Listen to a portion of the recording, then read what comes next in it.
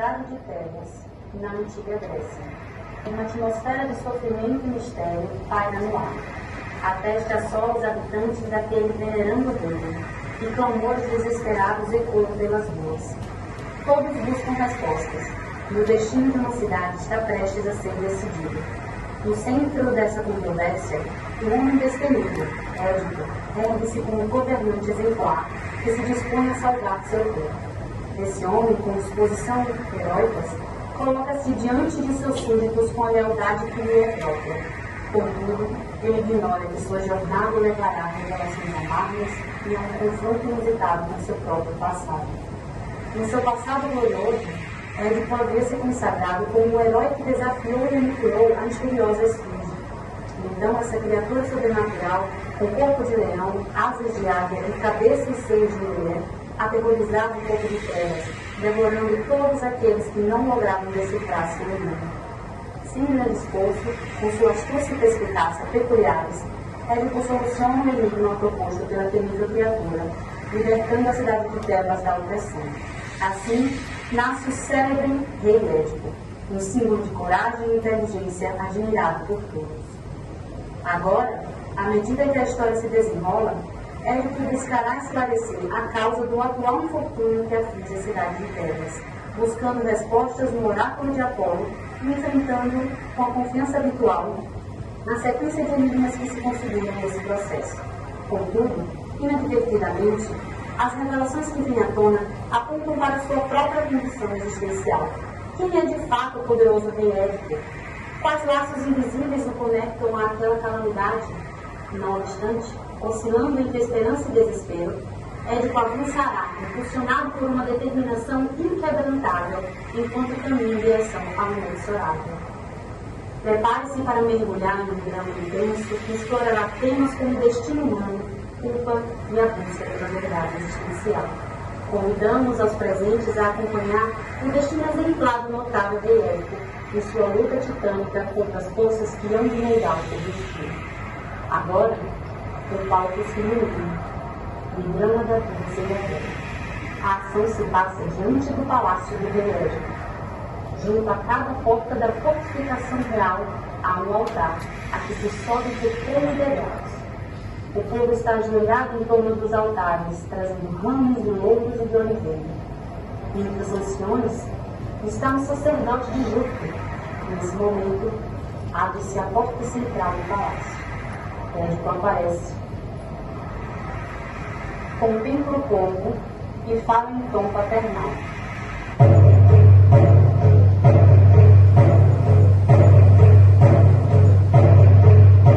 Ó meus filhos, gente nova desta velha cidade de Cadmo, por que vos prosternais assim junto a estes altares, tendo nas mãos os ramos dos suplicantes?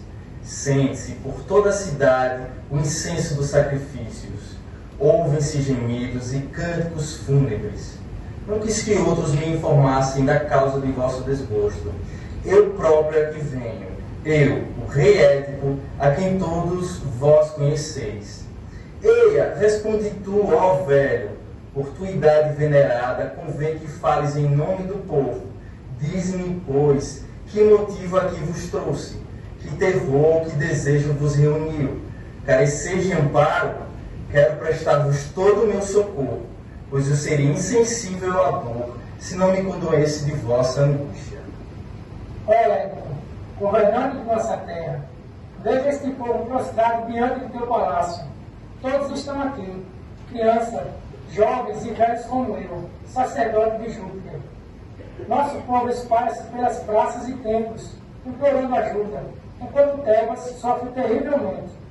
A terra não produz, os rebanhos morrem, e nossos filhos não sobrevivem. A peste nos assola, e a Hades se enche com nosso lamento.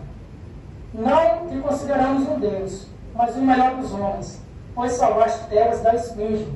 Agora, mais uma vez, precisamos de ti. Com tua sabedoria e possivelmente a ajuda divina, cura-nos novamente, que teu reinado seja a nossa salvação, não um caminho de volta ao infortúnio. Mostra que ainda és nosso Salvador, pois é melhor reinar sobre pessoas do que sobre a cidade vazia. Ó meus filhos, tão dignos de piedade, Eu sei muito bem o que viestes pedir-me. Não desconheço vossos sofrimentos, mas na verdade, de todos nós, quem mais se aflige sou eu. Cada um de vós tem a sua queixa, mas eu padeço as dores de toda a cidade e as minhas próprias. Vossa súplica não me encontra descuidado. Sabeis que tenho já derramado abundantes lágrimas e que meu espírito inquieto já tem procurado remédio que nos salve. E a única providência que consegui encontrar, ao cabo de longo esforço, eu executei imediatamente. Creonte, meu cunhado, filho de Meneceu, foi por mim enviado ao templo de Apolo para consultar o oráculo sobre o que nos cumpre fazer para salvar a cidade. E, calculando os dias decorridos de sua partida e o de hoje, sinto-me deveras inquieto. Que lhe terá acontecido em viagem? Sua ausência já excede o tempo fixado, e sua demora não me parece natural.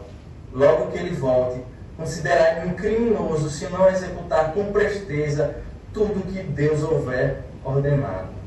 Realmente, tu falas do momento oportuno, pois acabo de ouvir que Creonte está de volta.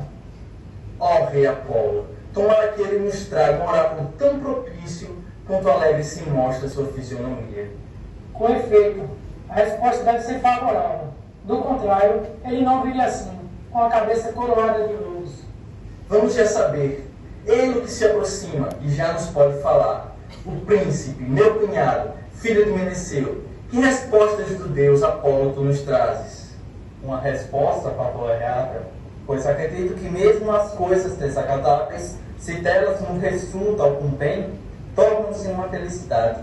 Mas, afinal, em que consiste essa resposta?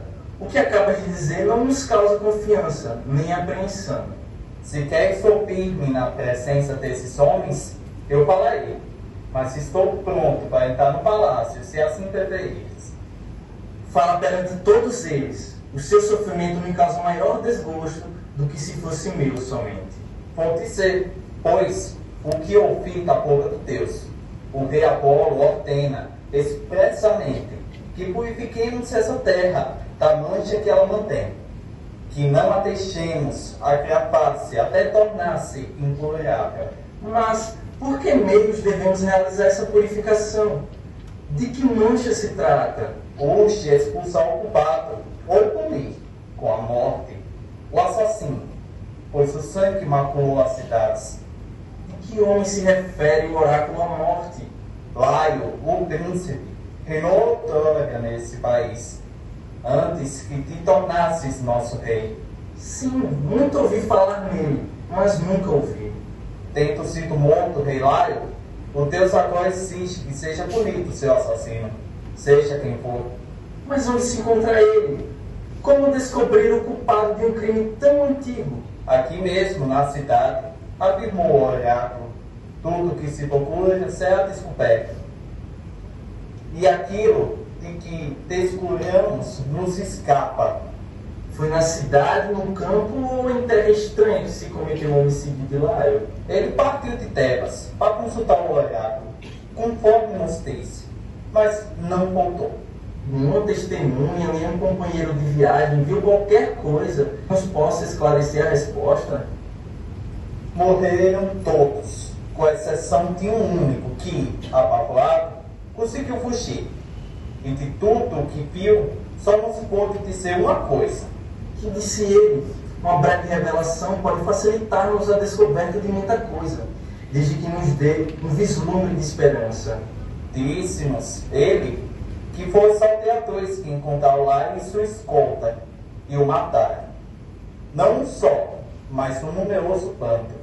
Mas como? E para que teria o assassino praticado tão audacioso atentado, se não foi coisa tramada aqui, mediante suborno? Também a nós ocorreu essa ideia, mas, depois da morte do rei, ninguém pensou em castigar o criminoso. Tal era a desgraça que nos ameaçava. Que calamidade era essa que vos impediu de investigar o que se passara? A esfinge, com seus enigmas, obrigou-nos a deixar de lado os fatos incertos, para só pensar no que tínhamos diante de nós. Está bem. Havemos de voltar à origem desse crime e pô-lo em evidência. Ver-me-eis aplicando todo o meu esforço a fim de reabilitar e vingar a divindade e o país ao mesmo tempo. Não será por um estranho, mas no meu interesse que resolvo punir esse crime. Quem quer que haja sido o assassino do rei Laio, bem pode querer, por igual forma, ferir-me com a mesma audácia. Saibam, pois, que não recuarei diante de obstáculo algum, com auxílio do Deus, ou seremos todos felizes, ou ver-se-á nossa total ruína. Levantemos, meus filhos. O que ela acaba de anunciar é precisamente o que viemos pedir aqui, que Apolo, que nos envia essa predição oracular, possa nos socorrer, também para pôr um fim ao flagelo que nos tortura.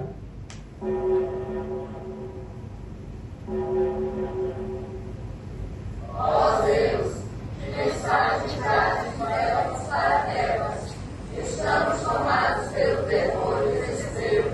Apolo, curador de males, que destino nos aguardas, filha da esperança, divina voz, iluminai-nos, a ti recorremos, filha de Zeus, Palas, e também a Diana e Apolo, nosso guardião, salve-nos novamente, como antes fizeram. Estamos aflitos, toda a cidade sofre, sem solução à vista. As colheitas falham, mães não suportam o parto, e os mortos, vítimas da peste, estão por toda parte. A cidade definha, os corpos espalham contágio, esposas e mães choram nos altares, pedindo alívio em meio às cantigas de lamento. Ó filha de Zeus, envia-nos teu auxílio, afastai Marte, o Deus da vingança e da guerra, para longe de nossa terra. Ó Júpiter, aniquilai esse destruidor com teus raios. Apolo, ó Deus radiante, utiliza teu arco e setas para nos proteger. Também invocamos Baco, divulga a face, para que venha com seu cortejo em nosso socorro.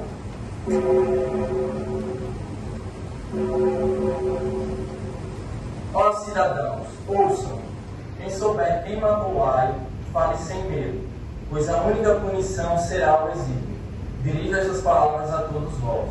Sou inocente do crime e, sem vossa ajuda, nossas investigações não avançarão. Fui admitido como cidadão apenas após o crime. Por isso, tebanos, convido quem souber a vir a mim. O criminoso que se antecipar e falar não sofrerá apenas a lei do exílio, e sua vida não estará em perigo. Se for um estrangeiro, compartilhe a informação e será recompensado. Mas quem silenciar será amaldiçoado, excluído da sociedade e da proteção divina, conforme revelado pelo oráculo. Buscarei justiça pelo rei Laio, em nome de Apolo e de Tebas, e prometo esforços incansáveis para encontrar o assassino. Que os deuses neguem prosperidade a quem se opuser a mim, e que os que me apoiarem sejam abençoados pela justiça e pelos deuses. Eu te falarei, ó rei, conforme determinas com tuas tremendas maldições. Nenhum de nós foi o matador do Laio. Nenhum de nós sabe indicar quem o tenha sido. Que o Deus Apolo, que ordenou essa pesquisa, possa revelar-nos quem teria, há tanto tempo já, cometido esse horrendo crime. É justo o que diz, mas não está em nosso poder coagir a divindade a proceder de forma contrária à sua vontade. Não lhe der proporei, além da que já disse. E, se tens uma terceira, fala, não deixes de formular. Conheço alguém que, quase tanto como Apolo, sabe dos mistérios profundos, Epiléias. Se o interrogarmos, ó príncipe, ele nos dirá claramente o que se passou. Não esqueci esse recurso. A conselho de Creonte, mandei 2 emissários procurá-lo. Admira-me que ainda não tenha chegado. Todos os rumores que ao terra circulavam eram frívolos e antiquados. Que rumores? Eu estimaria conhecer tudo que então se acreditava. Diziam que Laio foi morto por uns viajantes. Também isso ouvi dizer, mas não apareceu uma só testemunha ocular. Por muito pouco sensível que o assassino seja ao temer. quando souber a maldição terrível que proferistes, não resistirá. Quem não receou cometer um crime tal, não se deixará impressionar por simples palavras.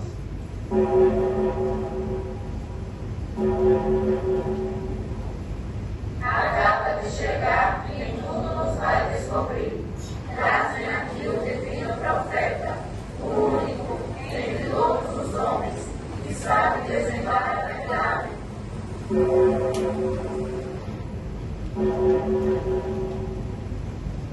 Ó Tiresias, que conheceis todas as coisas, tudo o que se possa averiguar e o que deve permanecer sob mistério, os signos do céu e os da terra.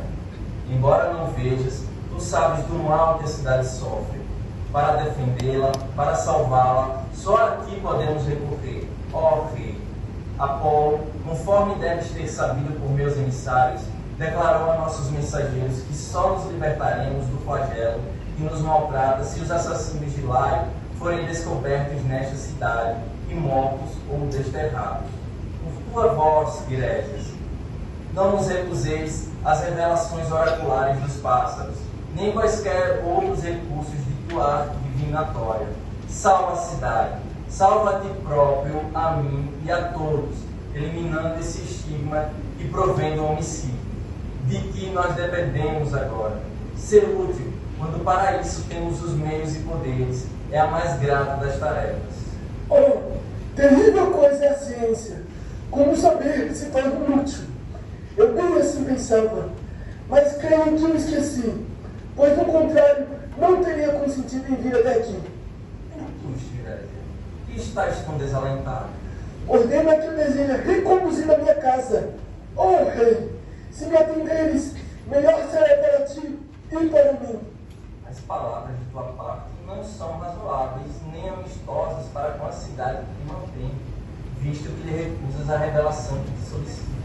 Para teu benefício, eu pensei, teu desejo é inoportuno. Logo, a fim de não agir imprudentemente. Pelos deuses, visto que sabes, não nos ocultes a verdade. Todos nós, de joelhos te rogamos. Vós deverás, sem dúvida, eu causaria a minha desgraça e a tua. Conhecendo a verdade, não falarás, por acaso tem o intuito de nos trair, causando a perda da cidade? Jamais causarei tamanha dor a ti, nem a mim, porque me interrogas em vão. De mim nada ouvirás.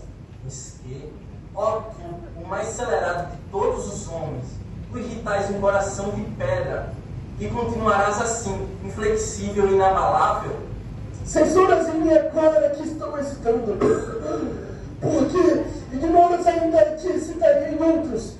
Ignoras, e, no entanto, injurias. Quem não se irritaria com efeito, ouvindo tais palavras, que provam quanto desprezas esta cidade? O que tem de acontecer, acontecerá, embora eu aguarde silêncio. Visto que as coisas futuras fatalmente virão, tu bem podes predizê-las. Nada mais direi, deixa-te levar, se quiseres, pela cólera mais violenta. Pois bem, mesmo irritado como estou, nada ocultarei do que penso. Sabe, pois, que em minha opinião, tu foste cúmplice no crime. Talvez tenha sido o mandante, embora não o tendo cometido por tuas mãos. Se não fosse cego, a ti somente eu acusaria como autor do crime. Será verdade? Pois eu que te ordeno que obedeças ao decreto que tu mesmo baixastes, e que, a partir deste momento, não dirija a palavra a nenhum destes homens, nem a mim, porque o ímpio que está profanando a cidade és tu. Que tu te atreves com essa impudência a articular semelhante acusação e pensas, porventura, que sairás daqui impune? O que está dito está. Eu conheço a verdade poderosa. Quem te disse isso? Com certeza não descobriste por meio de artifícios. Tu mesmo, tu me forçastes a falar, bem ao meu pesar. Mas o que dizes, afinal? Não te compreendo bem. Vamos, repete tua acusação. Afirmo que és tu, o assassino que procuras. Oh, não repetirás tão impunemente, tão ultrajante acusação. Será preciso que eu continue a falar, provocando ainda mais Impune? o que está dito? Está. Eu conheço a verdade poderosa. Quem te disse isso? Com certeza não descobriste por meio de artifícios. Tu mesmo, tu me forçastes a falar, bem ao meu pesar. Mas o que dizes afinal? Não te compreendo bem. Vamos, repete tua acusação. Afirmo que és tu o assassino que procuras. Oh, não repetirás tão impunemente, tão ultrajante acusação. Será preciso que eu continue a falar, provocando ainda mais tua cólera? Fala o quanto quiseres. O que dizes de nada valerá. Pois eu asseguro que unistes criminosamente, sem o saber, aqueles que te são mais caros, e não sabes ainda que desgraça te lançastes. Cristo, que assim continuarás a falar, sem consequências? Certamente, se é que a verdade tenha alguma força. Sim, ela tem, mas não em teu proveito. Em tua boca, ela já se mostra fraca. Teus ouvidos e tua consciência estão fechados, como teus olhos. És tu, ó rei infeliz, que me fazes agora esta censura. Mas um dia virá, muito em breve, em que todos, sem exceção, pior, vitupério, hão de formular contra ti. Tu vives na treva, não poderias nunca ferir a mim, ou a quem quer que vive em plena luz. Não é destino teu cair vítima de meus golpes. Apolo para isso bastará, pois tais coisas lhe competem. Isso tudo foi invenção tua ou de Creonte? Creonte nada concorreu para teu mal. Tu somente és teu próprio inimigo. Ó riqueza, poder e glória da ciência, quanta inveja despertais. Recebi o império de Tebas sem pedir, e Creonte, meu amigo fiel, tenta derrubar-me, subornando um charlatão em busca de dinheiro. Tiresias, quando te revelastes um adivinho, na crise da esfinge, não ajudastes os tebanos. Eu, Édipo, silenciei a esfinge com meu raciocínio, não com augúrios. Agora tentas me afastar do poder, na esperança de te sentares junto ao trono de Creonte. Quer me parecer que a ti e a teu cúmplice esta purificação de Tebas vai custar caro. Não fostes tu tão velho e já terias compreendido o que resulta de uma traição. A nosso ver, ó rei, tanto tuas palavras como as de Tiresias foram inspiradas pela cólera. Ora, não se trata agora de julgar esses debates. O que urge é dar cumprimento ao oráculo de Apolo. Se possuis o rei de poder, o Édipo, podes falar de igual para igual, pois tenho esse direito. Não sou teu subordinado, mas de Apolo. Nunca serei cliente de Creonte. Digo-te, já que ofendestes minha cegueira, tenho os olhos abertos à luz, mas não enxergas teus males, ignorando quem és, onde estás e com quem vives. Sabes, acaso de quem és filho? Sabes que és maior inimigo de Deus, tanto dos teus que estão Hades quanto dos vivos? Um dia virás a ser expulso desta cidade por maldições maternas e paternas. Vês tudo claramente agora, mas em breve cairá sobre ti a noite eterna, que o encanto da terra não vibrará com tuas lamentações quando souberes como terminou tua antiga carreira. Não consegues prever que misérias te igualarão nas séditas a teus filhos. E agora podes lançar toda a infamia sobre mim e sobre Creonte, mas nenhum mal sucumbirá mais que tu ao peso de tais desgraças. Quem poderá suportar palavras tais? Vai daqui, miserável! Retira-te e não voltes mais! Eu não teria vindo se não me chamasses. Nunca pensei que viesses aqui dizer tantas tolices. Do contrário, não te mandaria buscar. Tu me consideras tolos, mas para teus pais, os que te deram a vida, eu sempre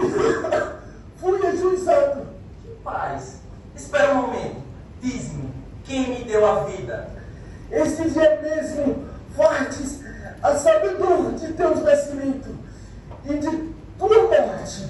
Como é obscuro e enigmático tudo o que dizes. Não tem sido a primeira decifração de enigmas? Podes insultar-me, hás de me engrandecer ainda. Essa grandeza é que causa tua infelicidade. Se eu já salvei a cidade, o mais, que importa?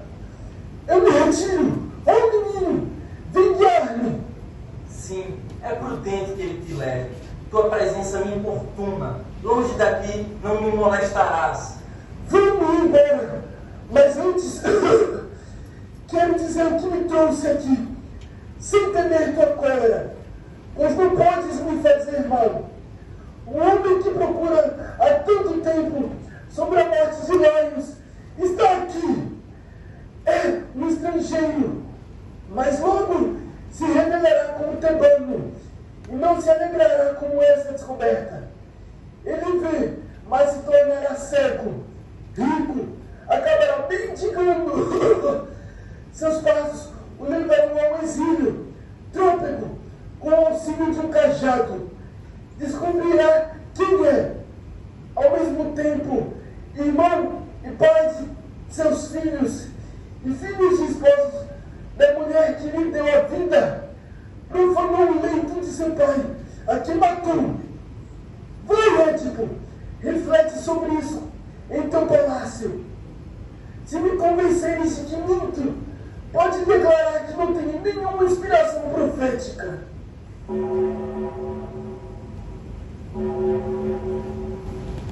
Quem será o infeliz designado pelo venerável adivinho, com amor dos crimes monstruosos? Este é o momento em que o culpado deveria fugir, mais rápido que os cavalos e mais impetuoso que a tempestade. Todos devem perseguir esse criminoso desconhecido que vagueia por florestas, esconde-se em cavernas e galga montanhas, como um loura do ar. Infeliz, a sua corrida insana o isola cada vez mais. Então tem que preservar os oráculos que o cercam. Terríveis são as dúvidas suscitadas pelas palavras do adivinho. Mas você tem razão. Meu espírito vacila, incerto, sem compreender o passado ou o presente. Nunca soubemos de provas contra a honra de Eve, que justifiquem uma vingança por um crime de amor desconhecido. Assim, enquanto não houver justificativa para a afirmação do adivinho, não apoiaremos as acusações contra ele. Ele, frente a todos, foi reconhecido pela sua inteligência, conquistando o amor da cidade.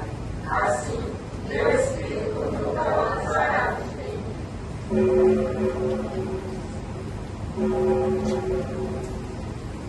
Cidadãos, acabo de saber que Édipo formulou contra mim gravíssimas acusações que eu não posso admitir. Aqui estou para me defender. Se, no meio de desgraça que nos aflige, ele supõe que eu tenha atacado por palavras ou atos que não quero permanecer sob o vexame de semelhante suspeita. Para mim, isso seria uma profunda injúria, em qual há de ser considerado traidor por vós e por meus amigos. Ao ver essa acusação injuriosa, lhe tinha sido ditada pela cólera momentânea, e não pela reflexão. Quem teria insinuado a Édipo que, por meu conselho, o adivinho proferiu aquelas mentiras? Realmente, ele assim declarou, mas não sei por que fundamento. E foi com um olhar sereno e raciocínio seguro que ele ergueu tal denúncia? Não sei dizer, não posso penetrar no íntimo dos poderosos, mas tenho que sair do palácio. Que viestes fazer aqui?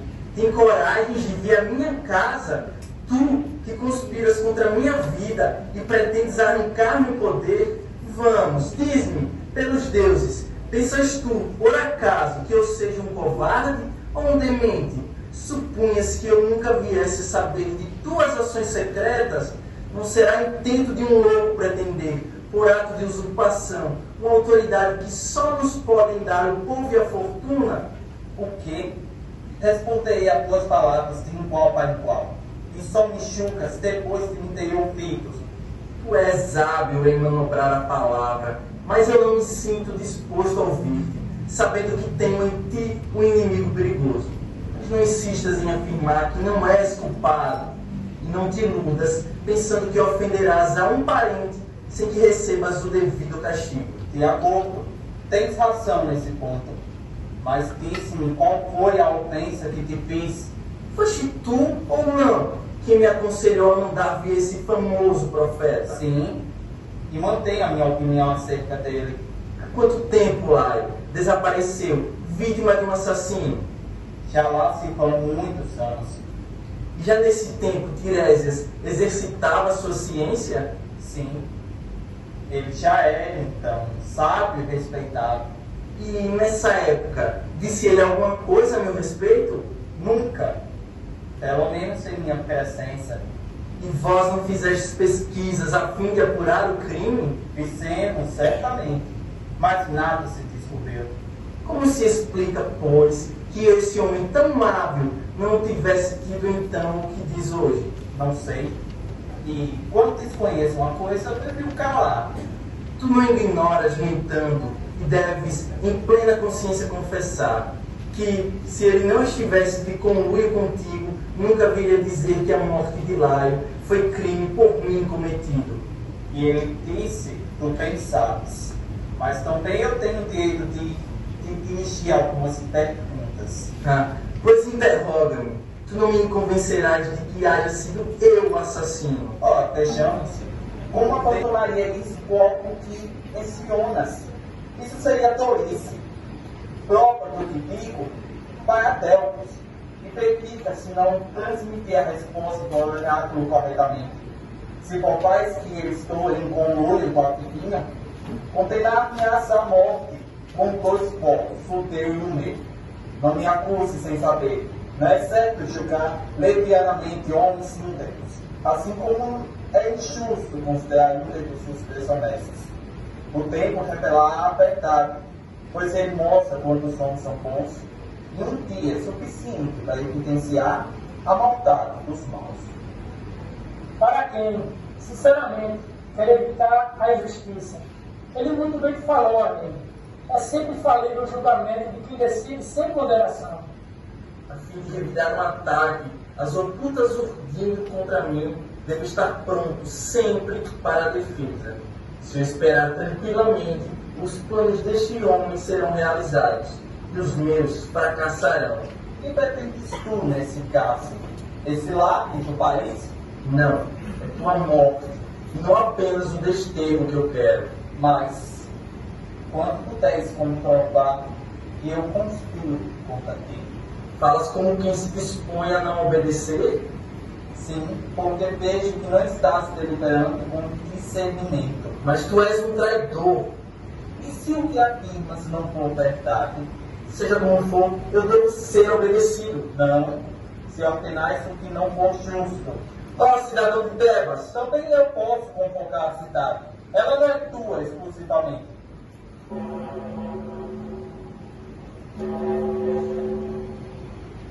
Acalai-vos, ó príncipes, muito a propósito, aí vem a rainha Jocasta. Vejo-a neste momento sair do palácio. Ela dará, certamente, a vosso litígio uma feliz solução.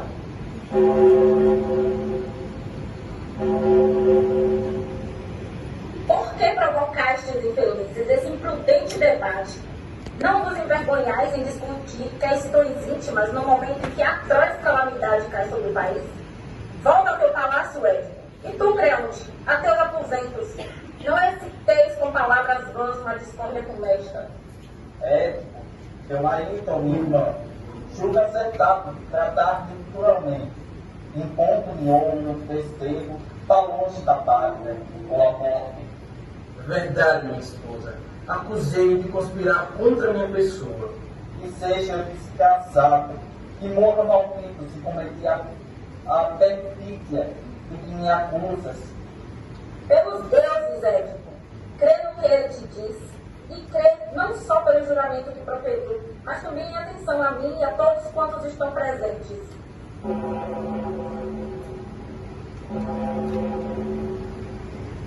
Acalma-te, rei. Nós te pedimos. Este homem não é criança. Se prestou tão solene juramento. Respeita-o. Não o acuses por uma vaga suspeita. E não lances a desonra um amigo que jurou sobre a própria honra diante de ti. Sabes que tal pedido equivale a querer minha morte ou o meu exílio? Não, pelos deuses supremos, por eles, que eu morra, detestado pelos deuses e pelos homens, se tiver semelhante pensamento. Ó rainha, por que não conduz teu marido para o palácio? Farei o que pedes quando souber o que se passou. Fundas e corrosivas palavras provocaram várias suspeitas, e turvaram os corações daqueles que deveriam se unir por amor ao rei. E as ofensas foram recíprocas? Ó, certamente que sim. Mas pelos deuses, Édipo, diz-me, por que razão te levaste a tão forte cólera? Vou dizer-te, minha esposa, por causa da trama que Creonte urdiu contra mim. Explica-me bem o que houve, para que eu veja se tuas palavras me convencem. Ele presume que tenha sido eu o matador de Laio. Mas como ele chegou a tal conclusão? Ele ensinou isso a um adivinho, um simples impostor. Édipo, por que te preocupas assim com profecias vãs? Nenhum mortal pode prever o futuro. Escute, vou te dar a prova. Já há muitos anos, Laio recebeu um terrível oráculo, enviado por Apolo. Esse oráculo afirmava que ele morreria pelas mãos de seu próprio filho. No entanto, em vez disso, ele acabou morto por assaltantes estrangeiros. Quanto ao filho, tão logo a criança nasceu, Laio ordenou que ela fosse abandonada numa montanha. Então, como você pode ver, nesse caso, o destino predito não se cumpriu. O filho não matou o pai. Portanto, lhe digo, não te aflijas. O que o Deus quer revelar, ele o faz pessoalmente, não por meio de profetas ou sacerdotes. Como esta narrativa me traz a dúvida ao espírito, mulher. Como o seu relato me conturba a alma. Que inquietação te pode causar esta lembrança do nosso passado? Suponho que disseste ter sido Laio assassinado numa tríplice encruzilhada. Sim, disseram então e ainda agora o afirmam. Onde se deu tamanha desgraça? No lugar exato em que a estrada se biparte nos caminhos que vão para Delfos e para Daulos. E há quanto tempo aconteceu isso? A notícia que chegou pouco antes do dia em que foste aclamado rei deste país. Ó Júpiter, que quisestes fazer de mim? Diz-me, Édipo, que é que tanto lhe turva a alma? Não me perguntas nada ainda. Como era então o rei Laio? Que idade tinha ele quando foi assassinado? Era alto e corpulento, sua cabeça começava a branquear. Parecia-se um pouco contigo. Ai, menino, receio que tenha proferido uma tremenda maldição contra mim mesmo, sem o saber. Que dizes tu? Teu semblante causa-me pavor, príncipe. Estou aterrado pela suposição de que o adivinho tenha acertado. Também eu me sinto inquieta. Pelos deuses, responda, minha esposa. Viajava o rei Laio com um grande número de guardas, como um poderoso soberano que era? Não, ao todo eram apenas 5 os viajantes, entre os quais um mensageiro. Um só carro conduzia Laio. Agora já se vai esclarecendo tudo. Mas quem te forneceu estas minúcias, senhora? Um servo que voltou, o único que conseguiu salvar-se. Vive ainda no palácio esse homem? Não. Estranhamente, quando voltou a Tebas e viu que tu exercias o poder real, em substituição ao falecido rei Laio, ele me pediu encarecidamente que o mandasse para o campo a pastorear rebanhos. E eu atendi esse pedido, pois, na verdade mesmo, sendo ele um escravo, merecia ainda a maior recompensa.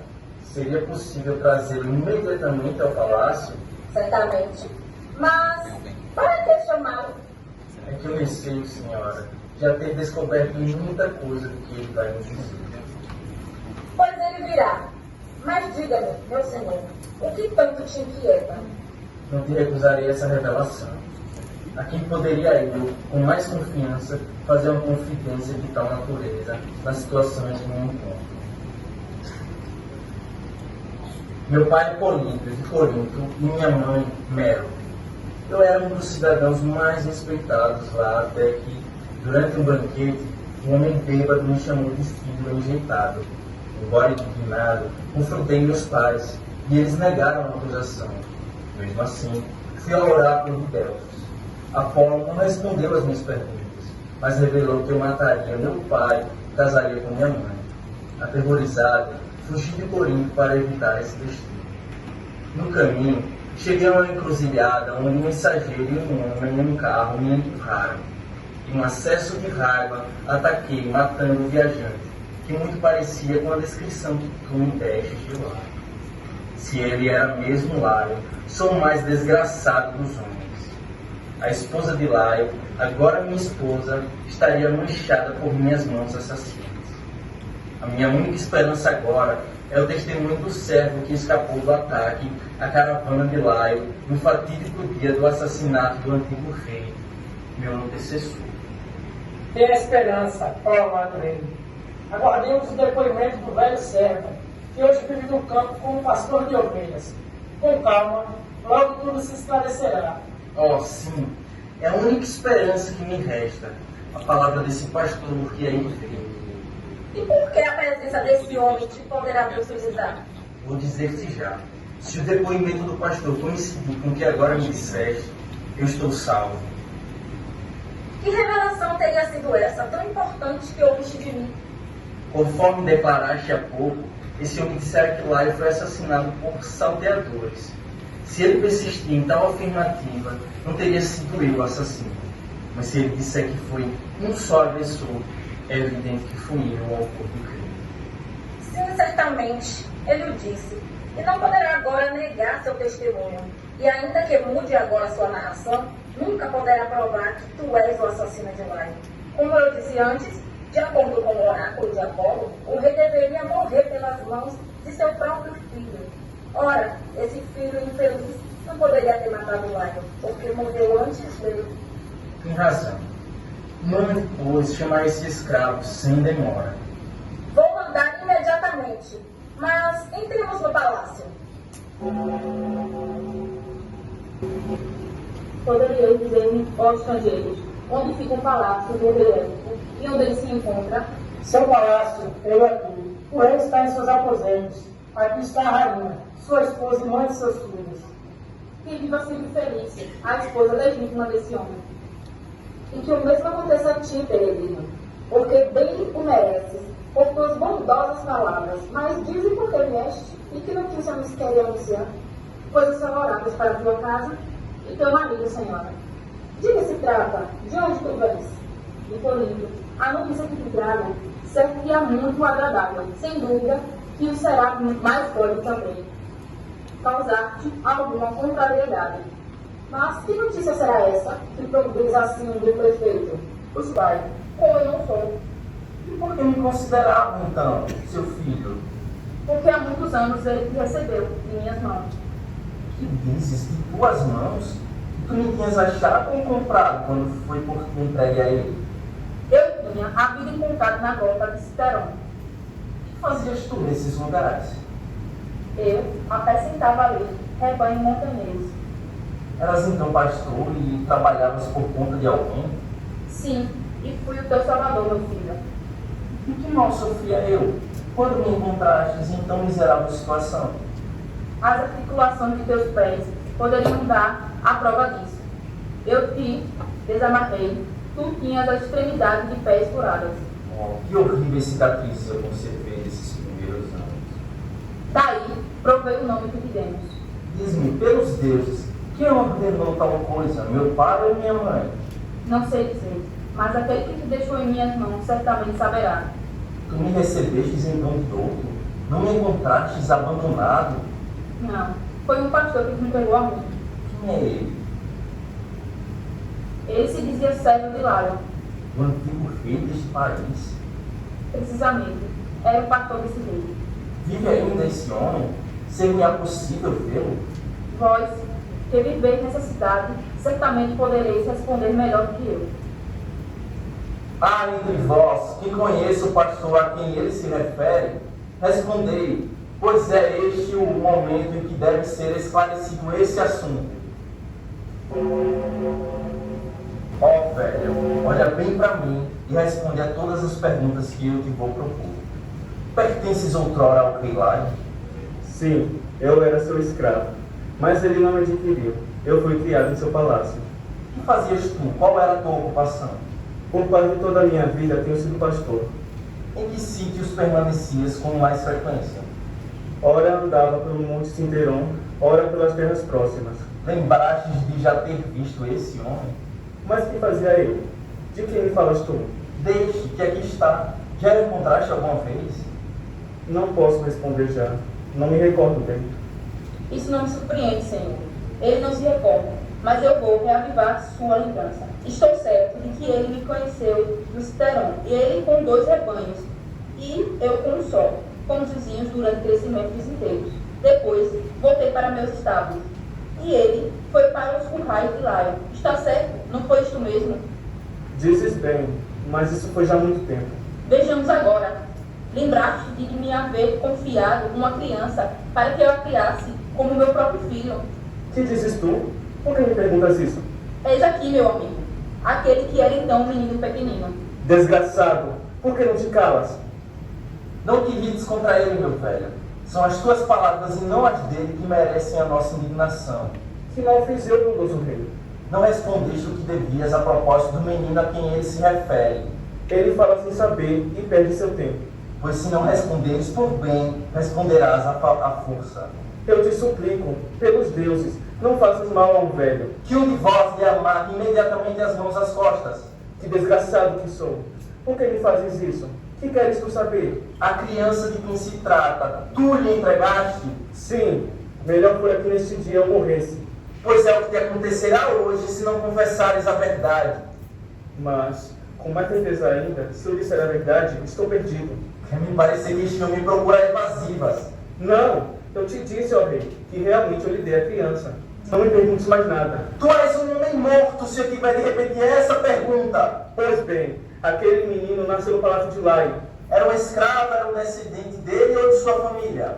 Ai de mim, é isso que me será horrível dizer. E para mim será horrível ouvir. Fala, pois, assim é preciso. Diziam que era filho dele próprio, mas aquela que está no interior de tua casa, tua esposa, é quem melhor poderá dizer a verdade. Foi ela que te entregou a criança? Sim, rei. E para quê? Para que eu a deixasse morrer. Uma mãe fez isso, que desgraça. Assim fez, temendo a realização de oráculos terríveis. Que oráculos? Aquele menino deveria matar seu pai, assim diziam. E por que motivo resolvestes entregá-lo a este velho? De pena dele, Senhor. Pensei que este homem o levasse para sua terra, para um país distante, mas ele o salvou da morte para a maior desgraça.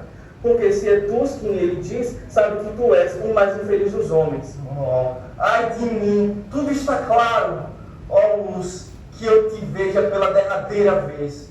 Todos sabem, tudo me era interdito. Ser filho de quem sou, casar-me com quem me casei, e eu matei aquele a quem eu não poderia matar. Dirige-se ao Corifeu, anunciando o triste destino da família real. Ele comenta pesaroso os crimes impiedosos que mancharam a casa de Édipo. Não haverá águas puras o suficiente para limpar suas culpas. O Corifeu, intuindo as calamidades por vir, pressiona por mais informações. Do interior do palácio, chega a terrível notícia. Jocasta, a rainha amada, havia tirado a própria vida. Em um ato de desespero, tomada pela loucura, ela correu para seu leito nupcial e, em meio a um clamor angustiado por Laio, seu falecido marido, ela atenta contra a própria vida, pondo fim à sua dor. A cena é horrenda. Naquele momento, Édipo irrompe a câmara nupcial de fúria descontrolada, buscando respostas. Não apenas como rei, mas como filho. Ele grita e implora, perdido em seu próprio tormento. E quando finalmente encontra Jocasta, a realidade se desdobra em uma cena lamentável. Tomado por um sofrimento extremo, Édipo arremata sua tragédia pessoal com um gesto inusitado. Cego pelas revelações de seus pecados, ele arranca os próprios olhos, para assim não mais ver o mundo que o condenava. O outrora luminoso bem torna-se a personificação do lamento, enquanto a realeza que antes ostentara agora se transformava em uma lenda da mais terrível humilhação e dor moral. Assim, mortificado e aturdido diante da multidão estarrecida, o emissário revela os impropérios que o rei infeliz profere contra sua própria existência e a existência de sua linhagem malfadada. Nada mais lhe resta agora senão o exílio e a desolação. De repente, irrompendo a cena em que o emissário relata os acontecimentos trágicos envolvendo a família real, o infeliz Édipo se apresenta ao povo com o rosto e as vestes ensanguentadas. Assim, na cidade de Tebas, a dor de uma linhagem se mesclava com a desolação de um povo, culminando em um espetáculo de tragédias sem igual. A cena fecha com o sentimento de que o destino trágico de Édipo serve como um aviso ponderado sobre a fragilidade da condição humana.